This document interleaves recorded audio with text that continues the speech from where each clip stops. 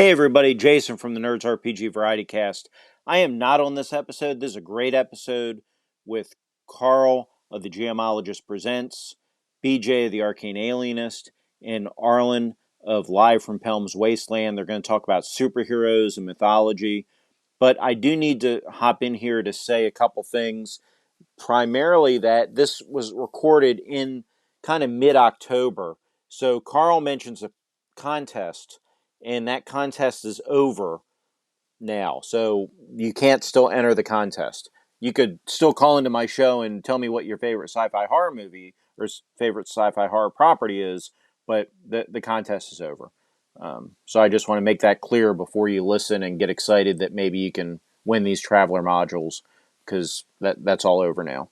But now that I've dropped you down to a low place, I'm going to turn on TJ Drennan's wonderful theme, and you can listen to this excellent discussion. Most unlikely of villains, stones of pain and four paws. Does it talk? Does it know how? Does it boggle? Does it meow?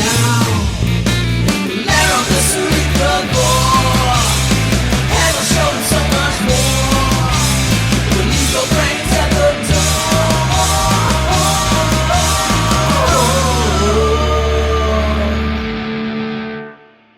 I think it's recording. Now we have to be on our best behavior. Yep. Gotta stop saying mean things about anybody that don't want to hear this. Right.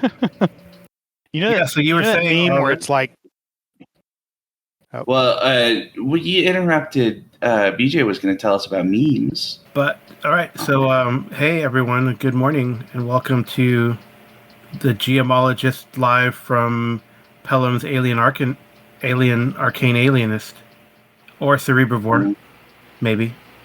Mm-hmm. So I don't know. I feel like we're going to talk about superheroes this morning because Arlen mentioned something that just inspired him to do so, and I'll repeat it for all of you listeners out there. So, many years ago, when I was young, I was reading books on mythology. No, it's basically last night I was rereading Georges Dumezil's Gods of the Ancient Northmen, which is Dumezil was a theorist of religious structures, and especially of kind of comparative mythology. He's really heavily associated in particular with a kind of particular branch of comparative mythology that's really interested in Indo-European mythic structure, essentially the idea of a sort of mythic structure that is carried by the Indo-European peoples as they spread into all these different parts of the world over the course of kind of prehistory and early history, very, very early history, right? We're talking about like 20,000 years ago or more, but still. Essentially what that's all sort of aside from what I was getting at, which is that in the book, one of the things that he talks a lot about, because he's interested in these structures and the kind of comparison between these myths, a lot of it has to do with this kind of, recognition of sort of structural elements that are consistent across these different mythologies, right? So in particular, Gods of the Ancient Northmen makes a lot of comparisons between mythology in ancient India that is in the Hindu tradition and in the Vedic tradition and all of that. And then also some stuff with what he describes as Indo-Iranian, which is largely kind of Zoroastrian, alongside Roman mythology, or sometimes kind of what he describes as Roman mythologized history, especially talking about like Livy's history of the very early period of, immediately after the foundation of Rome, all the stuff that happened, 800 years before Livy wrote it down, but that is presented as history rather than as myth for that. And with Norse mythology, much of which has come to us from a couple of specific sources. And he talks a lot about the specific sources, talks about Snorri Sturluson, but also talks about, we have Tacitus's Germania that has some interesting details. We have information from Adam of Bremen. We have some information, especially from the records of Charlemagne and the Carolingian dynasties. A number of different, and also like archaeological sources. He talks about kind of archaeological sources and sort of non-written sources that we can use that are not always easy to interpret, right? That it's kind of a complicated thing. In particular, one of the things he mentions is that archaeologists are fond of when they find a humanoid figure in Scandinavia with a hammer, that they say, oh, well, that's Thor, whether or not the people who carved that particular figure would have described that figure as Thor, and that this is a difficult element for understanding the way in which the mythologies sort of develop and change over time. All of that aside, the sort of core that I was mentioning was this idea of kind of taking this sort of structuralist approach to, or semi-structuralist, I guess I will say, to differentiate from, it's related to structuralism as a intellectual and theoretical tradition, but it's a little bit different.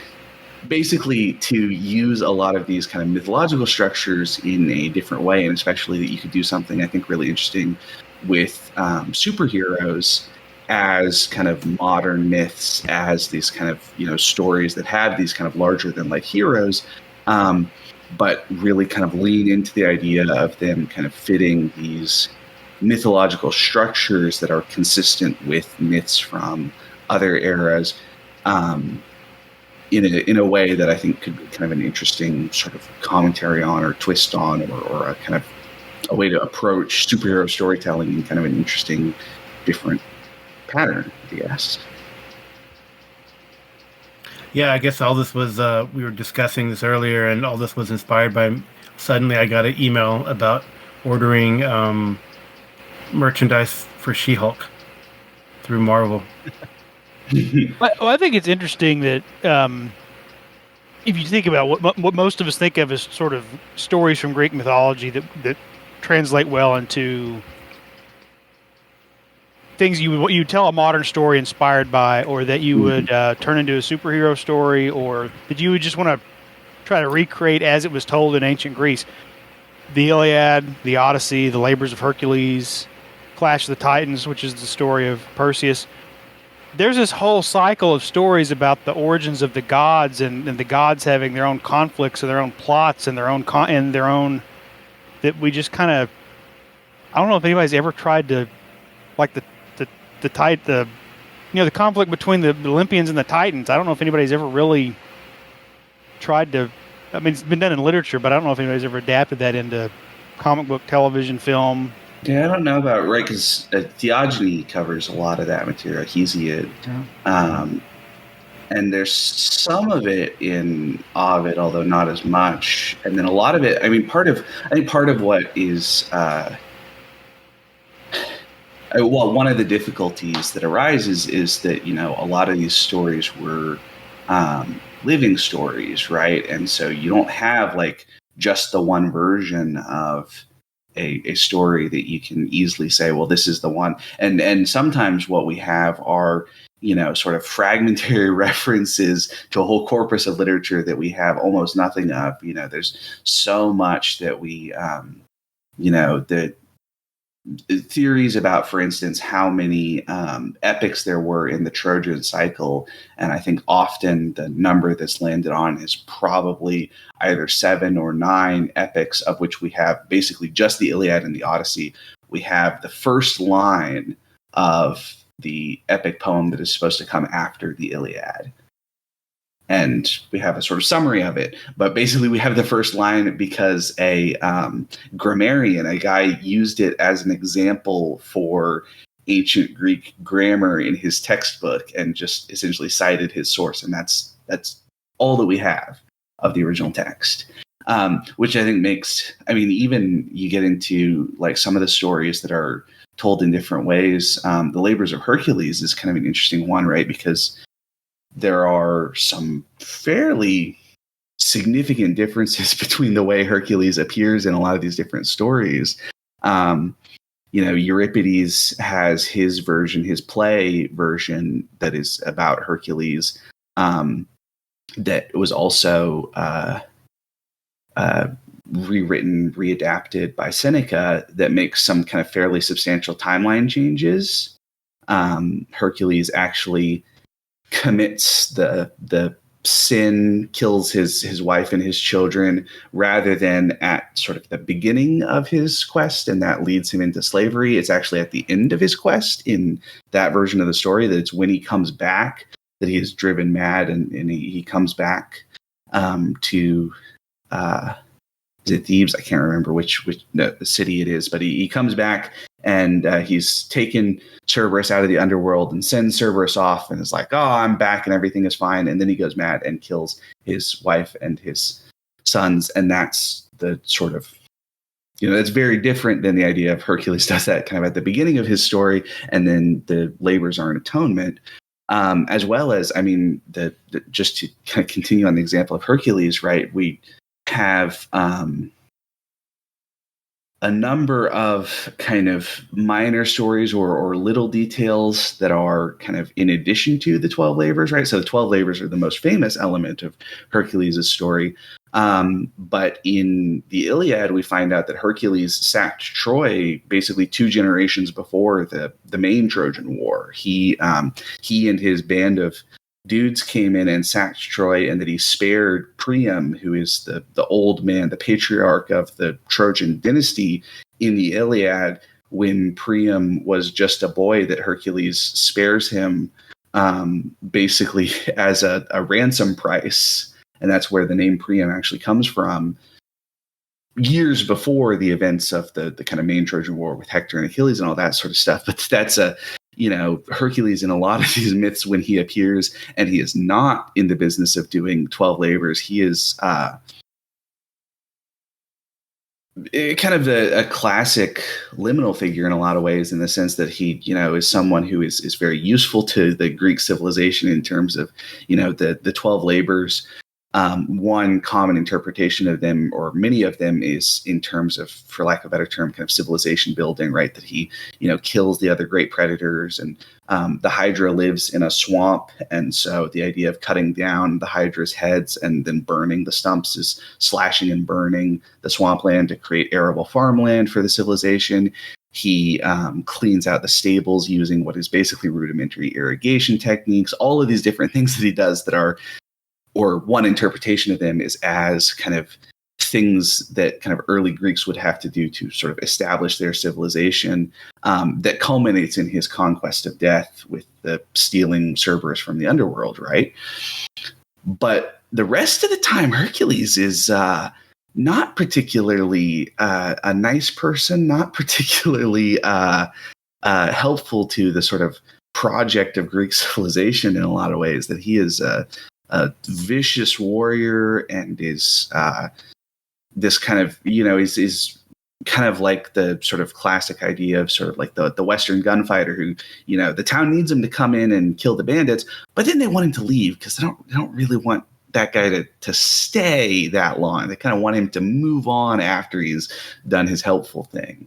And a lot of the Greek heroes are that way, that they have this kind of quality of being, unfit for sort of normal civilian life for a whole number of reasons, but that most of them end up wanderers at the end, and end up dying away from their home cities alone. And even, Odysseus in the Odyssey is told that he gets back to Ithaca, right? And he reunites with Penelope. And there's the famously, right, Penelope, his wife, tells him that he has killed all the suitors, and she'll have the marriage bed brought into the best room in the house. And he tells her that the marriage bed is carved from a living tree. And so how could she possibly move it? And that's how she knows that it's him.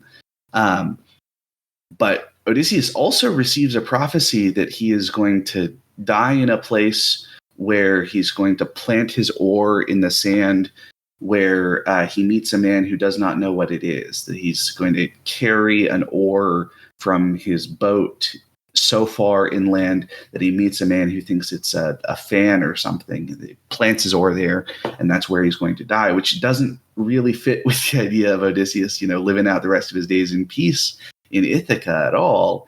And also kind of leads into the question of, okay, so what parts of the story do we not have in the Odyssey, right? Because the Odyssey ends pretty abruptly. It's Odysseus has killed the suitors, goes to see his father Laius, and the families of the suitors are like, oh, this bastard just killed all of our sons and our brothers and stuff, so we got to fight him. And then they're about to fight, and Athena comes down and says, hey, everybody stop. And Odysseus is about to fight anyway, and Athena says, hey, Odysseus, you better stop. And he says, all right, fine. I'm done fighting for a while. But the point being, right, there's the implication of a fair bit more kind of story that is not covered in that. You could also do something I think really interesting with that. Yep. I mean, how does this? I guess it's a great treatise on Greek mythology. I don't think the Marvel Hercules is going to be anything like that, or maybe he's just going to be a ruffian. But how does this? I mean, trying to get back to like superheroes and comics, and is that our modern day mythology? I feel like I know Zack Snyder and the DC verse tried to make the tale of Superman mythic or have mythological implications, but I don't know how well that went over. I think BJ, you were talking about another prolific comic book writer trying to do that or incorporate mythological ideas and tropes, these classic mythologies into comic books. Yeah, well, Grant Morrison, when he wrote Justice League, he wanted 12 Justice League members, and he wanted them to parallel the 12 Olympians, which is why you have some of your classic Justice League members, and then you have a few kind of, if you're not real familiar with DC Comics, you're like, who's this person, and how did they get on the Justice League? Oh, well, that's because I needed someone to represent Hephaestus, but that was his idea, and then the idea that the conflicts and the things that the Justice League would deal with were going to be big, cosmic, earth-shattering. The gods are the those who establish and maintain the order of the universe, and that was the role of the Justice League. I think in a lot of Grant Morrison's stories are and he'd pepper that in there with other kind of recurring villain, challenges from like Ra's al Ghul or Lex Luthor or something like that. But he would, I think, return to that kind of idea multiple times. That Superman represented Zeus and Batman represented Hades and Aquaman is Neptune or Poseidon. But I think also one of the things you get with particularly a lot of the traditional DC heroes is, I think somebody's once said that Marvel is a story about ordinary people dealing with the fact that they've become gods, and DC Comics is, other than maybe like Batman and Green Arrow, is about gods trying to figure out how to just be normal people at times when you really get into the character drama aspects of their stories. I mean, how hard is it to challenge Superman? Right. Really with...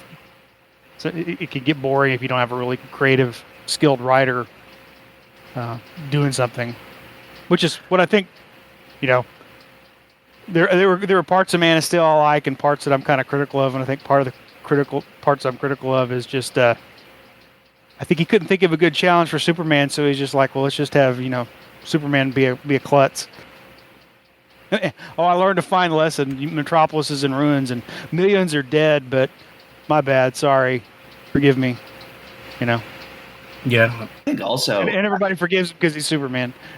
I think a part of that actually is, well, I think part of it is that Bruce Wayne is a klutz and is not paying enough attention to the collateral damage, but also the role that collateral damage has in conveying kind of character scale is, I think, something that Zack Snyder understands really well, not just in his superhero movies, but even in like 300, it's something that you can see the idea of like, characters who, when you kick somebody and smack them into the wall and there's like a cloud of dust that comes out from the impact on the wall, the idea of like the way that, powerful characters just kind of are too strong for their environment is, I think, something that comes across. And to use another example, I think that the Amazon did the animated show Invincible. That only the first season is out so far, but I think they're doing another one, maybe two more. Wow. That's good. But it was a comic book first, right? It was Robert Kirkman, I think. I don't remember for sure. Anyway, but because it's an animated show and it's an animated show that is very much not for children, like, the Batman animated series where they kind of have to skirt around some of the violent elements, but that, in that one, there's some great sequences where it's, a character will get, smashed into a wall and you just see things, shatter around them, even though the person physically is not necessarily, I mean, sometimes people get seriously messed up, but sometimes the person is not necessarily, suffering from a caved in chest, but they did, smash through a wall of concrete on the way through, because these are characters that are not fit for the world that are around them in some ways, right? That they're just, Superman is just too strong for a world that's built out of, concrete and steel that is plenty strong for the rest of us, right? And I actually think that's something that a lot of superhero games could really use a lot more of. That, if you look at a whole number of different superhero games, often I think that if I were designing like a superhero game, I would say like you get like just a flat double damage or 1.5 times damage or something. You get a bonus basically every time you smash somebody into a wall or through a wall, or basically any type of collateral damage. And then also, I think that can actually be an interesting thing for the heroes if you kind of have, collateral damage is something that is effective, but also you're, damaging the environment that you're presumably trying to protect. But Karl is definitely chomping at the bit to say something, so why don't you take it away, Karl? Yeah, well, actually, there is a superhero game that does that. I think it's the best. To me, it's the best superhero game. Your opinion may vary, but Champions definitely does that. Like, you throw people into walls and you take collateral damage, and yeah, but not all of us have degrees in accounting to make characters for it. Right. I guess that's the interesting thing about Champions, right? It's a challenge to make and set up your character. It's a challenge for the GM to set parameters, because definitely players being players and being savvy will look for ways to get the most out of their points. Right. It's a point build system, and that's it. But you know what? That's a criticism of. That's been the criticism of Champions. Well, it's a really good game and has a great lore and a great world, Well, and I actually don't think that. Oh, well, BJ, why don't you go first? Go ahead, BJ. I was just going to say, of all the genres to exploit loopholes in the rules and metagame, superheroes is the one to do it in, because that's how superheroes grow in the comics. They experiment with their powers and how their interaction with their powers and their surroundings and the laws of physics and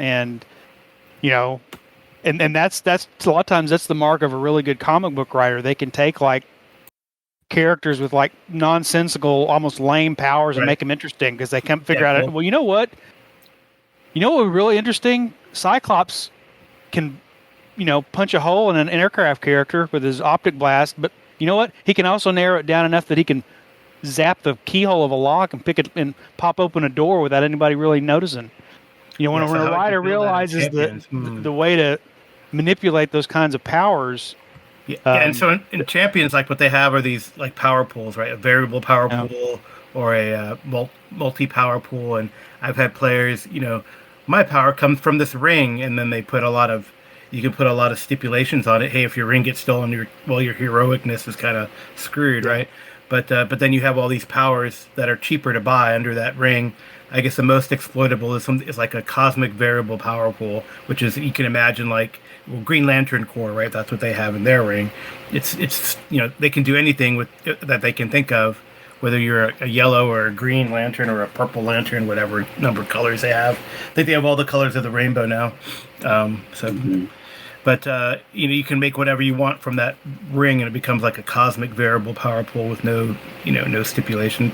And that's actually a great idea for like a galactic champions, which that gets crazy powerful and that is kind of fun. I mean, I guess really I think maybe it's for me to sell it to someone like Arlen would be, okay, Arlen, I'll make your character and then we'll play. Because once you get to playing, it's straightforward, right? It's a 2d6, 2 or 3. It's just a small dice pool system, 2 or 3d6. I can't remember off the top of my head, and you hit a target number or below, and you go right. And there's some nuances in combat, but it's a pretty neat game. Yeah, but I actually don't think that character creation in Champions is, or I guess I would say I don't think it has to be that bad. Is the way to put it. I think part of one of the sort of issues around it, and part of the reason I make the joke, is less about the game system itself and more about the kind of culture that has grown up around that game system across the iterations, and the idea that you have, here's your big book here's all the rules for making your characters, and then here's 3 more big books to understand what all of those things mean, because it's not particularly obvious if you want to do something more complicated than have a tough guy who punches people. And especially I think the thing that gets me is that in my opinion it's kind of a classic result of something almost sort of like Pathfinder if Paizo didn't put out adventure paths, where because there doesn't seem to be as kind of like consistent an expectation around like, well, here's a whole set of like skills that you need, or you have to if you always want access to your cell phone, you need to buy it with points, versus it's just something that you have as like a person who lives in the regular world, that it seems like it becomes such a kind of complicated as opposed to, like, I think one of the things that makes, to use the kind of comparison, like Pathfinder is another game that people talk about as having a rule for everything, but Pathfinder also generally has a pretty kind of clear structure for what you're sort of expected to do, right? That it's D&D. You go on dungeon crawls and you do wilderness adventures and you fight monsters, and every once in a while you have to negotiate with shopkeepers and stuff, with the sort of much more kind of here's a sort of sandbox structure that you can do anything within. I think the rule for everything element becomes a lot more or it feels to me a whole lot more oppressive, because it feels like, oh, I need to actually know all these rules for everything, instead of being like, oh, well, this is the underwater adventure path, so I might need to know some underwater stuff. I don't need to know about all this, how do all of these other elements work, that I'm like, yeah, that's not likely to come up in this, or if it does, it'll be so minor that we can just wing it, right? And I think that's where, someone who is familiar with the Champions verse, and someone who's familiar with, at least in a basic understanding of the rule set, can I don't think I would force everyone to pay for the points for their own cell phone or something like that. That would just be equipment that you would have. Sure, we'd build it because, you're right, you do need maybe a rule for anything, and there should be limitations. But, it's not going to come out of your point pool or something like that. And, I had fun with, and it was interesting about Champions. It really is kind of freeform. That's what I really loved about playing it. Who made it? Hero System? Hero Games, I think, is the Hero Games. The people now. So yeah. So they would they had a few adventures that would come out, but essentially they just give you like the villain's book, and then you as the game master would figure out who we're going to fight this week, and trying to make a story around it. And that was actually very fun, and I had a good time with it. So I wouldn't mind trying Champions again. But there are a host of other superhero games, and I guess maybe we should try to think about off the top of our heads, how not just in the comic books emulate sort of Arlen's premise from the beginning, the sort of idea of superheroes being sort of the modern mythological tales, but what RPG kind of emulates that idea or that premise the best. I mean, Champions, I think Champions to me really embodies a lot of these. This sort of like, again, sort of the villain of the week, I think, mentality, right? That you can, again, you have like villain books, and you have power books, right? And you kind of build, and then have like a fight club in a way, and then you could, yes, you could build a story around it. But I think that's to me, just thinking about it and boiling it down to sort of the basicness of champions. And I know this is oversimplifying it, and I'm sure at least one of our listeners might be a champions expert and will come back and say, no, that's not true. But in a way it is, it's really like villain of the week, but you can have great stories and come up with great things about it. And that appeals to me for like a sandbox nature, and you're not driven. There might be a meta story that, the equivalent of Doctor Doom, who's called, I think, Doctor Destroyer or something very close, but, is going to, try to destroy the world or take over the world. That might be the meta plot, but there's no, there's nothing that's going to prevent you from fighting, villain team X, right? And you can even call them villain team X. I just call them the X-Men or whatever. And they're your villains in the story. But I think that's really great about champions, and that you can do that, the sandbox nature of it. Now, you do have these cosmic villains, right? That could be, your mythological embodiment of hell or evil, right? Or Hecate or whomever. But really, it is villain of the week to me. BJ, I'm going to throw it to BJ. Put him on the spot. BJ, what's your favorite superhero game? And how do you think it relates to Arlen's premise? Which I think is a fantastic premise to think about, because you're right. Like, people like Grant Morrison and Zack Snyder are trying to do this, incorporate that into comic book lore, right? Yeah. Well, I think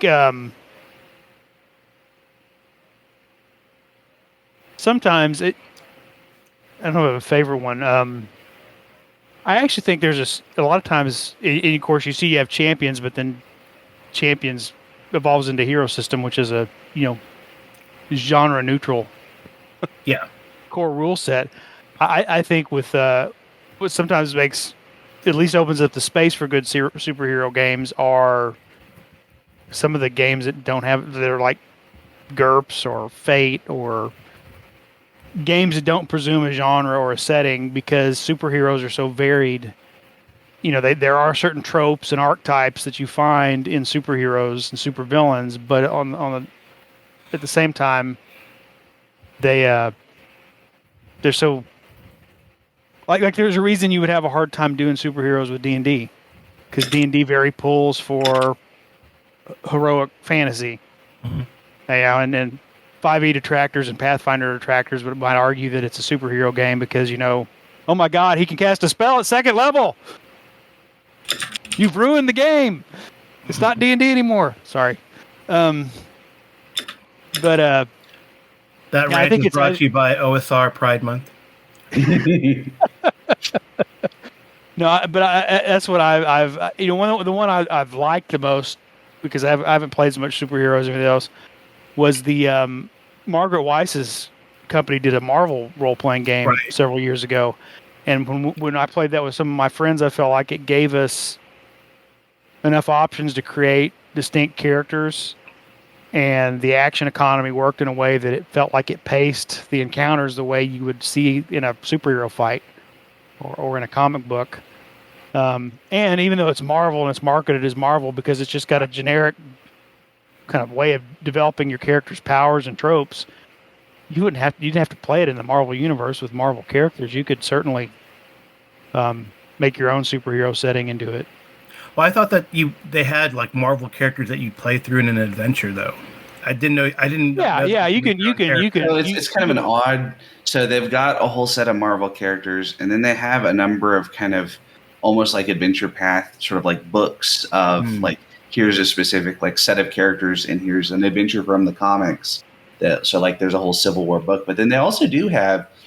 It's I think fair to say a little bit underdeveloped in the original book, although Cortex Prime is the sort of evolution of that, and I own the Cortex Prime book, and I've barely glanced at it because I'm terrible about buying games and still not getting around to reading them. But I think that has a little more structure in terms of like, points balancing different things and stuff like that, if you're interested in that front. But they do, I mean, there is a whole thing. I mean, one of the things they say is like, basically, if you want to just create a character, just, grab a character that exists in the comics that is kind of similar and, make some tweaks, be like, oh, well, I want to play Wolverine, but, maybe not as much of like grumpy and surly, and maybe he's not quite as good of a hand-to-hand fighter, but he's a little more kind of, Right. maybe has some sort of like kind of tactical leadership element. So I'm going to steal Cyclops' leadership ability and just downgrade the dice for Wolverine's fighting. That premise brought to you by Image Comics. Right. Yeah. You can just call him, or you can just call him the Badger instead of the Wolverine. Other than Spawn, most of the original Image Comics, at least visually, looked like Marvel characters. Well, even Champions characters, right? They have like a Deadpool clone called Foxbat, who's like silly, talks through the fourth wall all the time. I think all of them, especially because some of the, some of the kind of licensed superheroes have become so iconic that it's kind of hard to get away from. I mean, like every game kind of needs to have a sort of Superman type somewhere, right? Like he's a character who's strong and he flies. And, maybe doesn't have like, laser vision and ice breath and all that sort of stuff. But at a basic level, like a kind of, paragon of good and justice and all that sort of stuff, who wears a cape and flies around and punches people is like, So who is that? If you have a superhero game without that, people will be like, well, what are you doing? Are you like specifically doing like, 80s Iron Age comics because you don't have a Superman in here? Is that like what you're going for? Right. I mean, even like,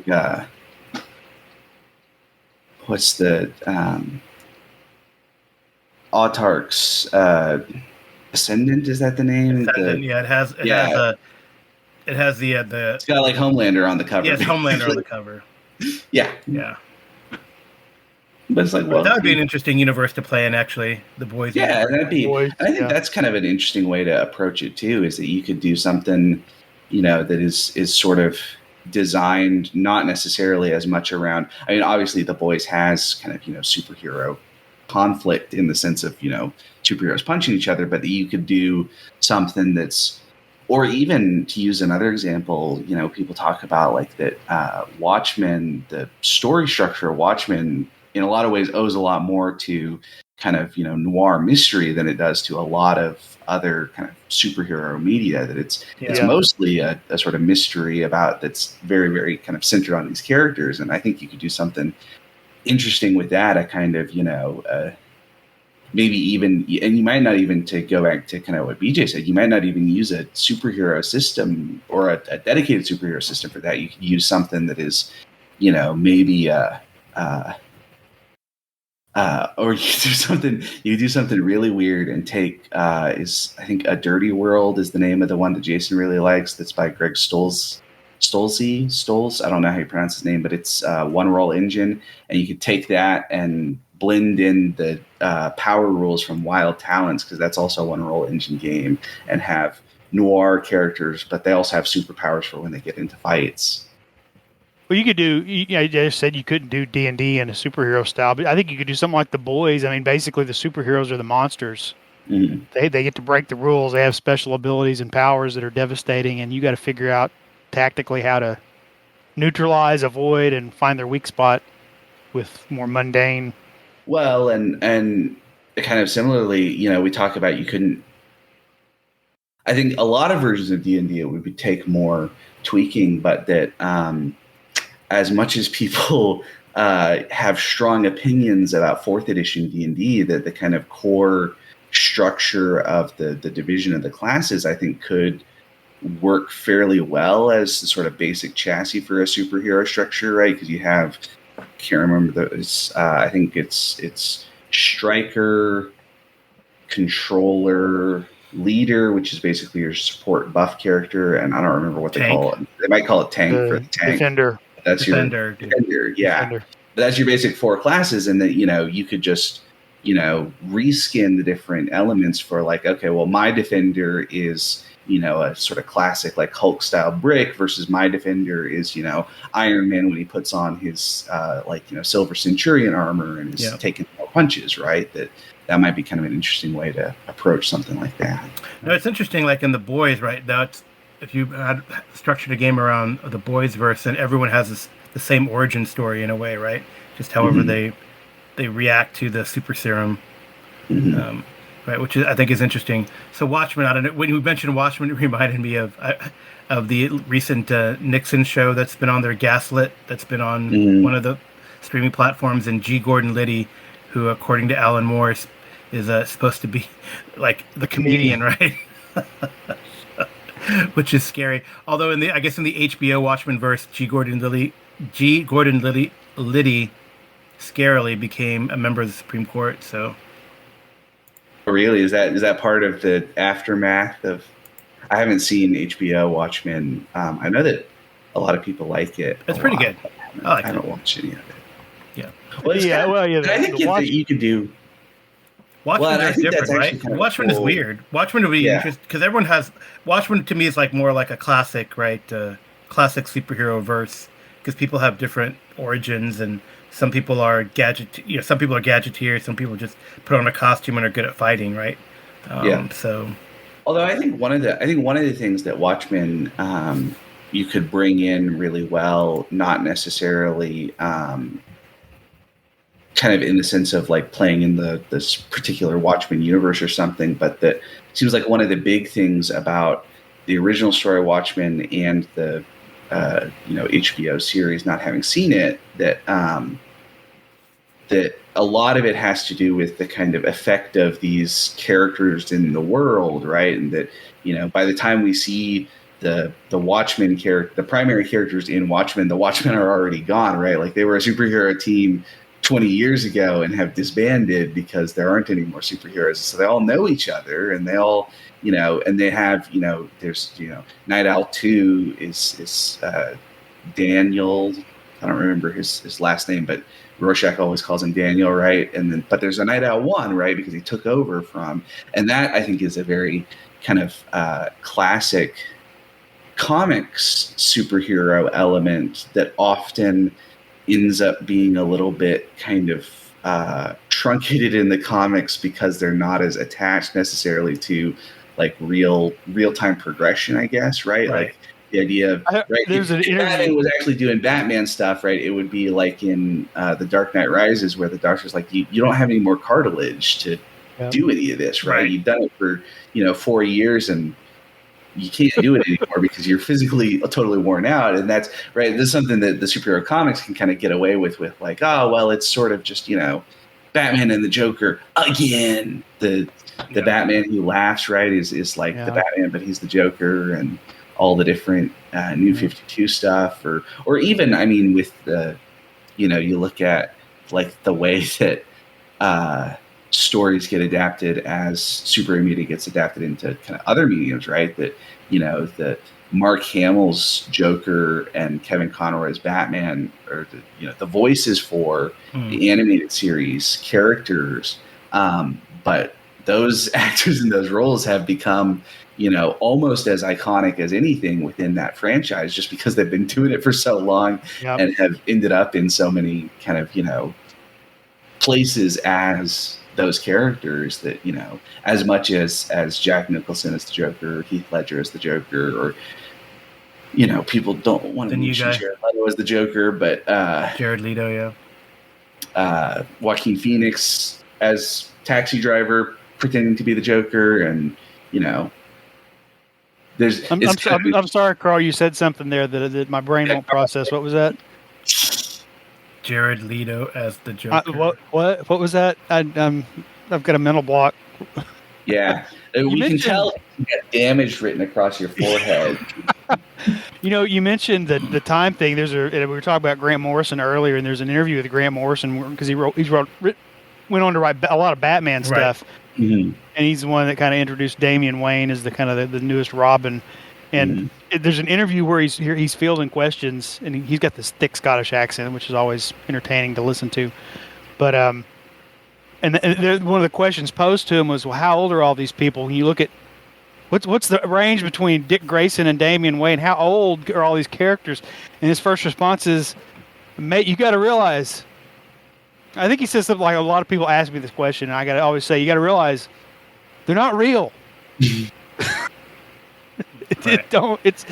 Don't apply that kind of logic to. I mean, you could do that with Superman, because Superman, he could be. Who knows how long Kryptonians live? He could be a lot longer lived, like elvish type lifespan, as opposed to human standard, right? So, especially I guess because he traveled across the universe or galaxy from when Krypton blew up and barely aged. That all freaks me out. Is it Apocalypse in X-Men, who's like an ancient Egyptian, but has come back, and it's like, well, and that could be kind of Grave. Every time she gets reduced in age every time the Phoenix Force enters her. Well, and that even could be a way that you take kind of blending mythology and superheroes, is you could use a superhero rule system to play like in a like Greek inspired setting where you're playing, the characters that are explained as demigods by the regular humans, but that maybe you're just like a colony of Kryptonians that got sent to Earth for a little while. That was the idea they introduced, at least in the MCU. Right? Yeah. The MCU at least kind of introduced that take on the Eternals. The Eternals, but also even on the Asgardians, that they're just long-lived, powerful aliens that show up and people think they're gods. I think D&D has tried that. 5e has tried that a couple times. There's some official Wizards of the Coast product that is kind of Greek mythology inspired. I think something. Mythic Odyssey of Theros. Where your character is somehow touched by. Yeah, and then there's you can explain Odyssey it as something or other. A third party thing called Odyssey of something or other. So, and then actually speaking of D&D 5e, or using 5e for superhero, there's a rule set called Espergenesis, or a third party product called Espergenesis, where you're like kind of galactic superheroes, and it uses a 5e chassis. I think a lot of sci-fi games probably, if you don't have a good superhero system, sci-fi games a lot of times, because they introduce the possibility of psychic powers and mutations and aliens that have effectively superpowers. Right. Give you a chassis for doing superheroes as well. Yeah, we have so.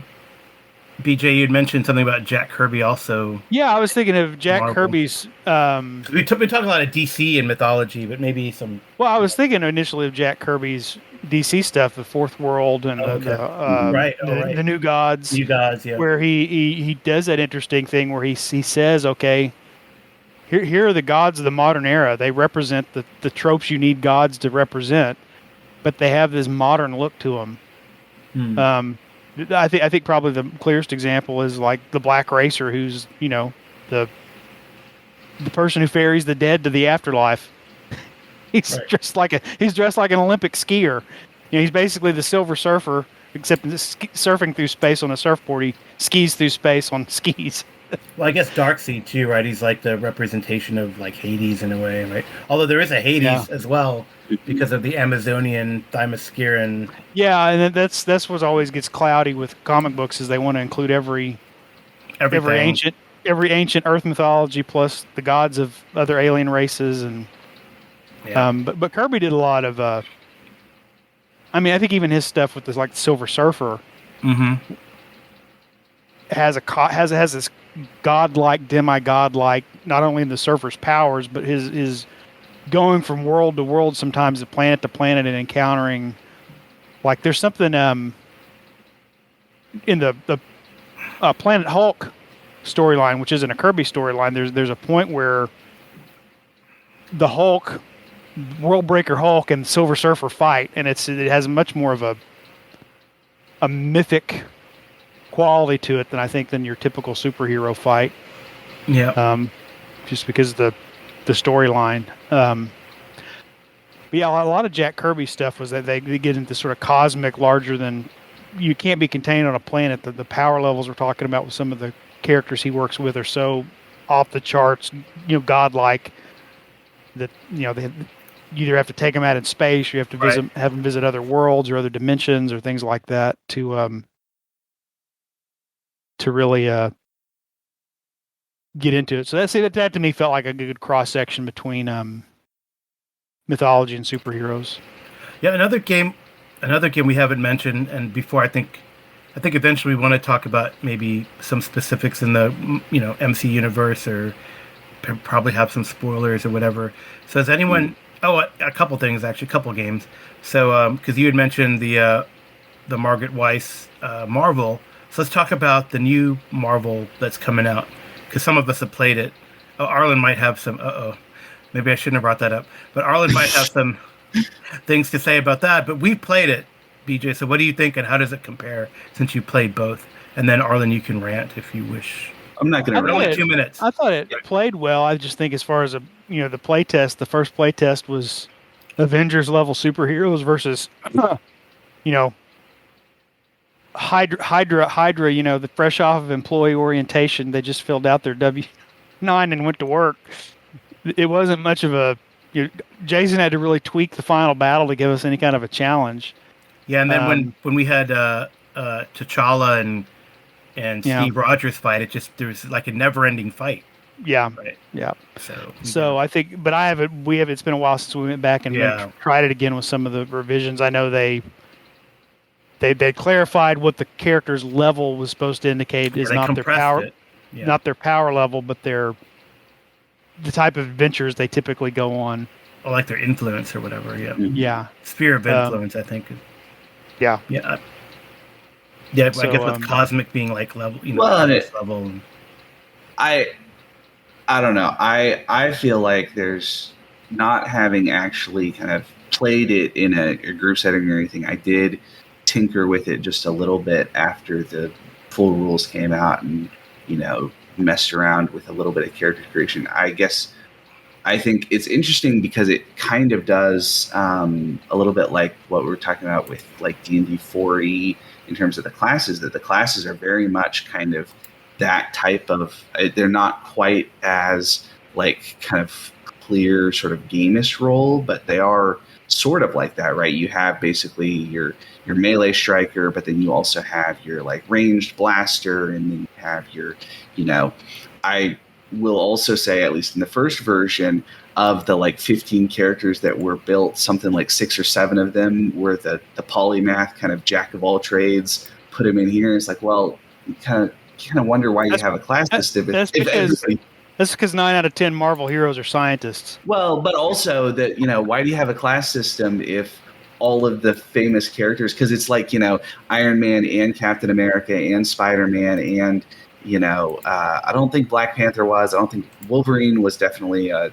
striker. I think Storm was the only like kind of sort of like positional control character, right? Not a blaster, but kind of doing like knocking people, kind of a controller type. But that I think it'll be interesting to see what happens, because it sounds like they've made some fairly significant changes to the structure of the game, tried to keep some of the things. I don't know. I am one of those people that tends to react fairly poorly to what I feel like are the sort of gimmicky bullshit of naming all of your stats so that they make the acronym Marvel. That doesn't interest me at all, to be honest. But some people probably really like it, so we'll see what happens. I can only imagine the demands that the game designers for that game are under. Oh no, I'm sure it's a. I mean, they work for a company. It's not being published. They didn't contract with the Wizards of the Coast or with Paizo. This is Disney Publishing, doing it themselves through Marvel. Well, and it's also, I think it's a thing. I don't know how much this is a factor for the Marvel RPG, but I know that there was a video game that came out recently that's called Marvel's Avengers. And one of the big issues was basically that the rights for Square Enix, the people that developed the game, were to the comic book characters. But of course, the characters are much more famous in their MCU versions. So they very clearly were trying to figure out ways to not overstep their legal rights while also getting advantage. So like there's one of the missions when you basically the Avengers break up and you have to get the band back together sort of thing is the plot of the campaign. It's very not particularly inspired storytelling, but it's fun because it's very like, hey, look, it's an AIM base in Wakanda and we get to go fight with Black Panther, and very, very like, people who like that stuff are going to be into that. But like the mission where you re-recruit Tony Stark and he's got his makeshift Iron Man suit that looks so much like a blend of the Mark I suit and the Mark II suit from the MCU. And then they have him blasting music on his speakers in the trailer park that is very clearly not AC/DC's Shoot to Thrill, but as close as they can get within it, right? Because Shoot to Thrill, they play it like 3 or 4 times in Iron Man 2. And so it's like, okay. And I think don't they play it in Avengers also when he shows up in Germany that he has the helicopters blast AC/DC, but it's kind of a weird, and I don't know how much that's a factor. But I remember, I think when we were sort of first talking about it, I thought it was kind of odd that it seemed like, especially if it's Disney's publishing and presumably they have the rights to the movie version of these characters. Also, it seems odd to me that a lot of the kind of pre-built stuff is so built around the comic book versions when it seems like the MCU is, for better or worse, much more of a cultural touchstone nowadays than a lot of the comic book stuff. You talk about like Spider-Man Clone Saga and people are like, what? And then you explain it to them and they're like, really? That was like they actually published this shit? And then, versus if you're just like, it's Iron Man and Captain America Civil War is over whether or not Bucky killed Iron Man's parents, instead of it's over. Isn't in the original Civil War comics, it was like a team that was doing a reality show and set off the equivalent of a nuke, and then the government just like, oh, now we have to, have a database for all of the superheroes. Right. And Captain America's like, that's wrong, and Iron Man's like, that's it was always going to happen, and then they have to fight. It's like, well, much grander, but also like fucking nonsense on some level when you get into it. Yeah. But well, you always got to remember comic books they're just soap operas with. No, and I think that's I think all the examples aside. Right. I mean, that's something that core point is that having I guess it would be an issue with the actors on some level, right? If you had Chris Evans and Robert Downey Jr.'s faces in the game, I don't know how that would work legally, but that on a core level, it seems like it would be a more attractive prospect to people who are not already into RPGs and are not really into Marvel Comics if it was a Marvel MCU RPG and not a Marvel Comics RPG, I guess. Yeah. Right. Yeah. I mean, something, right, that always comes up, like you said, you mentioned soap opera, right, is that, every single superhero has daddy issues, right? Thor has daddy issues. Loki, same daddy issues, right? Yeah. Yep. So basically all have at least a little bit of daddy issues. So have you guys been watching She-Hulk at all? I don't know. Well, no well-adjusted person is going to become a superhero. Yeah, I guess. Well, yeah, that's the even classic. The off main superhero things like Unbreakable or the one with Will Smith. Right, totally. You're right. They're not very well adjusted. Hancock, yeah. Well, but I mean, it's kind of like the one of my favorite lines talking about Batman, that Batman wants to fight crime, not to stop it. Yeah, gotcha. When you really get into spending that much money, especially, I mean, early Batman, it wasn't as right. Early Batman was wealthy, but didn't have the military-industrial complex building him tanks to fight crime, right? But modern day Batman, that is Elon Musk wealthy apparently, and has his own collection of geosynchronous satellites to keep track of people and all that sort of stuff. It's okay, so that much money, right? You realize spending that money on after school programs would eliminate more crime than you punching the Joker in the face every 2 weeks ever would, right? Like, and that's part of, once you kind of embrace that, the idea of, okay, so that's like part of this character's psyche, is that it's not necessarily about stopping all this stuff. It's because it fulfills a kind of, psychological need in this character who has some pretty serious issues, which is not surprising for someone who watched his parents get murdered, but So you mentioned She-Hulk, and I think the way they do Leapfrog in She-Hulk, spoilers for She-Hulk, probably is a little more like what you got. You got people who, through some freak accident, develop superpowers, and they have to decide whether they're going to use them to help people or not. Mm-hmm. And then you got this kind of spoiled, immature, rich jerk who's like, I want to be a superhero. And what does he do? I got the money. He buys technology, but he has no qualifications other than having money. I mean, that's and he's something an idiot. that I think the Incredibles actually, I mean, of course, does, right? That's basically a core element of that film and that story. But also, I actually think, to kind of pull it back to mythology, that the Incredibles kind of makes some clever points in terms of the idea of adapting mythology, that, within the sort of structure of a lot of these kind of mythologies, right? The role of the hero is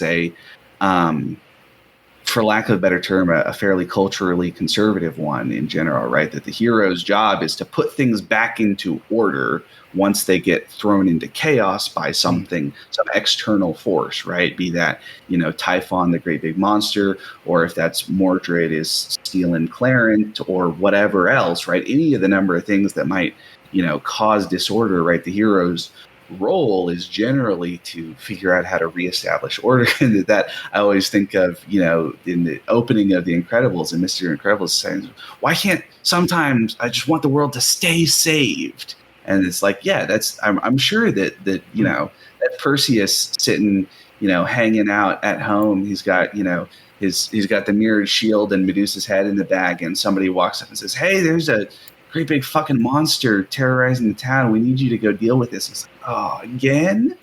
Can't the monsters just take a day off? Yeah. Well, and that's back to where we started. I mean, that's the role of the gods in ancient cultures, is to create or protect the people from chaos. Yeah. If we can appeal to these gods and appease them and make the appropriate sacrifices and offerings, they will spare us from the chaos of the world. Well, and that actually gets into, to get to kind of the specific examples. I actually think there are, I like a lot of the MCU stuff up to Endgame, and then I have seen basically nothing since. Oh, wow. But yeah, I did watch Black Widow, which I did not think was very good.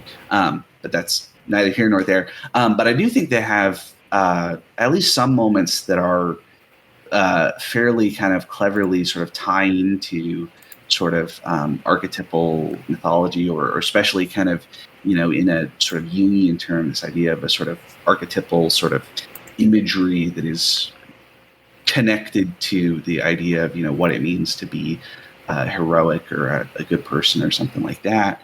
I think it is not an accident that the kind of first act of Iron Man 1, after the little prologue bit, almost entirely takes place underground, and that he comes out of the cave in the Iron Man suit, and that we are really meant to understand that is not, I mean, he talks about it when he gets back, and so I don't think it's the most subtle element of filmmaking ever, but I think it is meant to be really clear that this is meant to be the kind of transformative, the heroic death and rebirth, the hero goes into the underworld and comes back changed idea, and that, I actually think that's one of the reasons that Iron Man 1 to me really stands up so well when I watch it again, is because I think it has moments that really attach to that kind of that archetypal sense, this idea that Tony Stark has gone through this experience, and that it's not just kind of the sort of personal psychological change, but also that there's this kind of mythic quality to him being being taken and captured and held in the underworld and physically transformed, and that his source, I mean, you could definitely, I know BJ knows a lot more than I do about psychology, and could, I'm sure, talk about the idea of Iron Man having to literally create a suit of armor that also keeps him alive to get out of his captivity, as being pretty clearly associated with some psychological coping mechanisms and all of that. But I do think it ties into that kind of, it's a classic kind of mythological element that, the Joseph Campbell hero cycle that I don't always agree with, because I think he simplifies things for convenience and all that sort of stuff. But that at its basic level, the kind of hero cycle is divided into two halves. That there's the homeland, that's the top arc, and there's the other world, that's the bottom arc. And that the core of the cycle is that you start in the homeland and you go out into the other world, and the other world is the realm of death or the underworld or whatever else, and then you come back changed and bring something back to civilization that civilization needs, right? That's at the core of the hero cycle, is that when you come back, you have brought something back that is otherwise inaccessible, right? And I think it's interesting that you bring up the hero's journey, because the whole premise there is that that's the foundation of myth. Mm-hmm. That the power of myth and the reason that myths endure the world over is because they follow that, and it teaches us something about ourselves. It teaches us something about our world. It has powerful symbolic meaning. If superheroes are our modern myths, and right now the MCU is sort of the prevailing one, a lot of the detractors will complain about the MCU being formulaic, but how many degrees of freedom do you have to deviate from the hero's journey before it stops being a superhero story? Well, and it also, I think, for all the stuff about kind of formulaic, and I definitely, I guess what I will say is I agree that many of the movies are fairly formulaic. I think of the 20 or so movies that I've seen, there are about 10 of them that all have basically the same story, but that's because they're all origin stories, and so it's the same. Right. It's all the same origin story, right? The hero has to confront the dark version of himself or herself. But that's at the core of, I guess, not really herself, because that's not really what. But it all comes, yeah. But that's like a fundamental element of myth, right? Is the idea that when you go to the other world, what you find is the bad version of you, and you have to conquer it. I mean, even right? It's Scott Pilgrim versus the World used it basically as a throwaway joke at the end, that the final boss of all of the, after Scott beats Jason Schwartzman as I can't remember the character's name, and has presumably beat all of the 7 deadly X's, right? That the last boss is Nega Scott, and then they just talk it out, and it's sort of a throwaway joke. But right, that's the hero's journey, right? When you get to the other world, what you find is the version of you that you have to overcome, and that speaks to this idea of the power of myth as something that teaches us about ourselves. That it's right. The mythological transformation is a physical and a kind of expanded version of what is essentially an internal transformation that is basically just growing up and trying to be a better person, right? Well, in the end, the origin story always has to end with the main character learning, with great power there must also come great responsibility. And they have to show that people who have beautiful heads of hair are better than people who are bald, because bald guys always turn out to be villains. What? As we know. I'm just saying. You're saying of the three of us, Karl is going to be the one who turns out to be the. And he's a scientist. All their doctors. Already, right? I think Karl is already some sort of mad scientist. You know what is always interesting to me? You said they're all doctors. Reed Richards has how many doctorates does Reed Richards had? But he's Mr. Fantastic, and they kicked Victor Von Doom out of grad school, but he's Dr. Doom. Mm. Oh, interesting. Well, maybe it's like it's an honorary degree. An honorary degree, or he's the sovereign ruler of Latveria. I suppose he can. I guess he can give himself as many degrees as he wants. Well, maybe Reed Richards is recognizing that all of his degrees are not necessarily relevant to the activity of being Mr. Fantastic, and so he's Mr. Fantastic instead of Dr. Fantastic, because he's not a doctor in being a superhero. Maybe. Oh, that's true. That's true. Right. The way that not everybody. I want to say something so bad, but maybe I should refrain. Well, we can just edit it out, right? No. You're welcome to Well, say. I guess. Well, one, if he called himself Dr. Fantastic, then that would be the Reed Richards in the black costume with the blue highlights instead, and that'd be the villain Reed Richards, right? Yeah. Yeah. Or if he had a doctorate in gaming like Greg Gillespie, he could call himself Dr. Fantastic. That was my crack. Yep. But yeah, that's interesting. So, what other game? Huh? Be Fantastic PhD. Oh, right. Mr. Fantastic PhD, or Reed Richards PhD, right? Yeah, you just be Reed Richards, or because everybody does Reed Richards have a secret identity, or does he give it up at some point? I can't remember. No, that's pretty. They're public. The Fantastic Four are all public. I think most, right? A lot of them. People always call him Professor Richards in the comics when he's not. I mean, so he's doing a superhero gig. You got to. But is he a tenure professor, or is he just like an associate or something? I don't know. Said Professor X. Where's I mean, I started my own school. So I'm a professor. He's allowed to give himself tenure, right? Professor X runs a school, so I guess. Yeah. Yeah. So of course I'm sure Reed Richards is probably adjunct faculty at every major university. But does he have tenure? Right. Right. Yeah, that's true. What's his H index? What does he believe in? Publish or perish, or is he just allowed to do whatever because he's a superhero? Well, he gets a bunch of government contracts. He doesn't need to go to NIH, right, to get grants. Yeah. He has like patents. DOD, Reed Richards is wealthy because he's got patents on all these things he invented when he was like 12. Right. Mm-hmm. And he could probably write a paper, in an hour and submit it for peer review. Maybe. Oh yeah, because he's Reed Richards, so for sure it'll get. Everybody's gonna just be like, "Oh yeah, dude must know what he's talking about." Karl keeps asking us to talk about She-Hulk, and we keep going off on tangents. No, we don't have to talk about She-Hulk. The other really big. Well, I know that Savage World has its superhero companion coming out, but I don't know enough about that to talk. But Mutants and Masterminds, for example, is another big one because that's built off the third edition, like a third edition engine. Yeah, and they also have the DC supplement, which I have, but I haven't gone through. So I don't know if anyone's familiar or played Mutants and Masterminds. I am familiar with it. Good. DJ, are you familiar with it as well? I completely forgot about. I have not played Mutants and Masterminds. But Mutants and Masterminds is related to Green Ronin did a generic system called True 20. Yes. Which combines, which really kind of evolved out of some of the ways they experimented. There's a lot of good True 20 products. Like I have the biblical one, I have the Trojan War one. And I have played and run True 20 before, and I liked it. Yeah, so I think. Wow, so there we go. We could play before Arlen goes on his explanation of Mutants and Masterminds. We could play Trojan War. And then jump to Mutants and Masterminds. Yeah, that'd be pretty fun. I was actually going to say I think that there are some other places in the MCU that do a kind of clever job of tying into this sort of kind of mythological structure. I think in particular,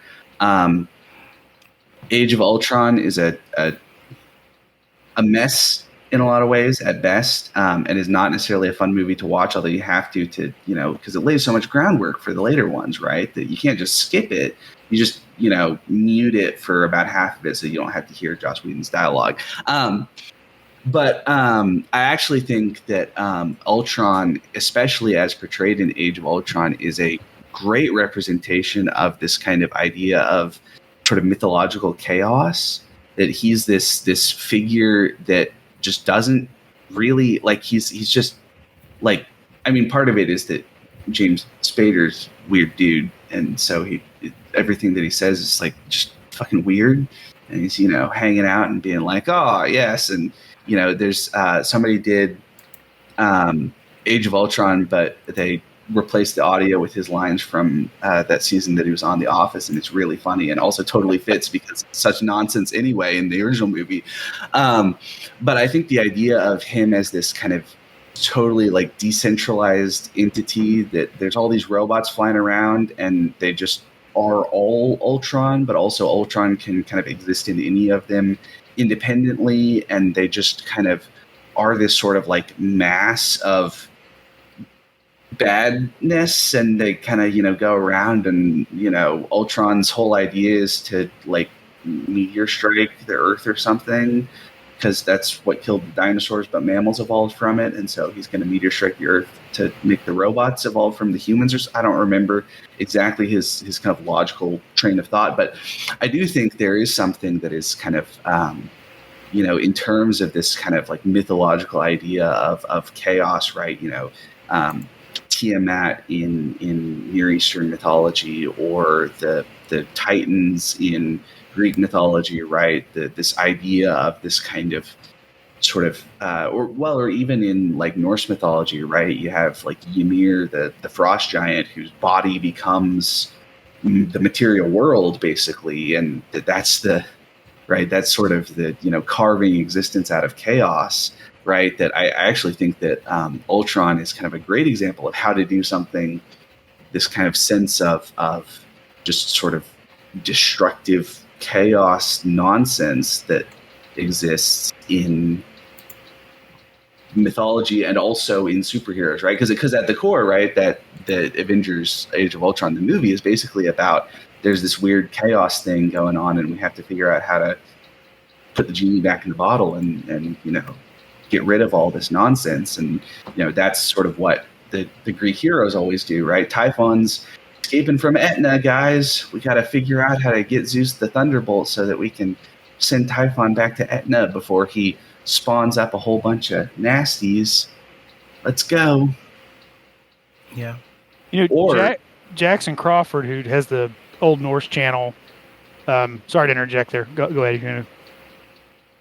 Anyway, I was just going to say, you're talking about it doesn't make a lot of sense when you think about it, and he encourages people when you're looking at these old myths to sort of think about this is not a logical, rational world. This is a mythic world that has these weird, to us, illogical, and you just got to go with it to get to what the story means and what you can take from it. You just kind of have to don't overthink it and just go along for the ride. No, I think that's totally. And I think, unfortunately, a lot of movies that are trying to be those kind of stories get sometimes overly criticized for Red Skull in the first Captain America movie. And it's like, yes, I'm gonna spend. He's a Nazi who's so evil that the Nazis kicked him out of their party for being evil, and Captain America has to punch him in the face. And it's like, yeah, it's nonsense, but also I love it. That's probably my favorite movie. It's so much fun because it's nonsense, right? It's so and like their whole idea is to you get to punch Nazis. Well, and their whole idea is like, we're going to make special guns that are loud and don't shoot very far and don't really do anything that bullets don't do already. Like, why not just make more like Lugers and Gewehr 43s instead of this, going to all these lengths to find the special, the Tesseract to make these special laser guns, right? The laser guns are worse than regular guns. But that's right. That's the genre conceit, right? Is this sort of thing, right? That it wouldn't be the sort of kind of not 50s, obviously, because it's set in 1940s, but that kind of golden age superhero story. It wouldn't really be that kind of golden age superhero story if the villain was like, it really makes more sense to just invest in the weapons material that we already have instead of building this ridiculous nonsense that is very flashy. Prototype. Right. But that's a classic. Or I actually think, to shift away from the MCU for a second, talking about kind of Norse mythology, the death of Jason Todd's storyline in the Batman comics is, I think, something that you could do something really interesting with the kind of meta plot of Norse mythology as a whole, essentially, and the death of Balder. That this idea of Batman as this kind of Odinic figure, but would also have an element of Frigg in there, also kind of protecting Jason Todd, and Jason Todd as this kind of surrogate child to Batman. Obviously not his real child. Balder's Odin's son directly, but it's, the Robins are all right surrogate children for Batman.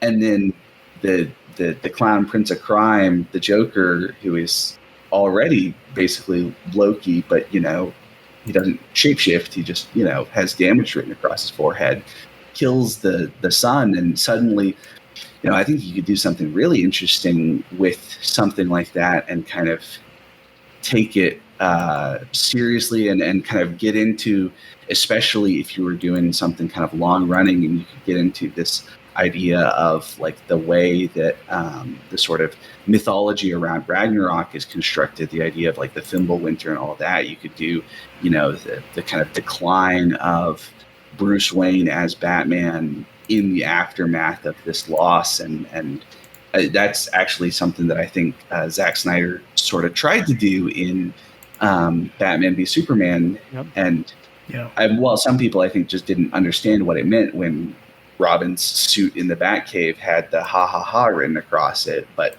that I think that would be a kind of really interesting way to approach that kind of mythological idea, is this kind of eschatological conflict that is present in a number of these mythologies, and sort of do that with superheroes. Have you watched Titans on HBO?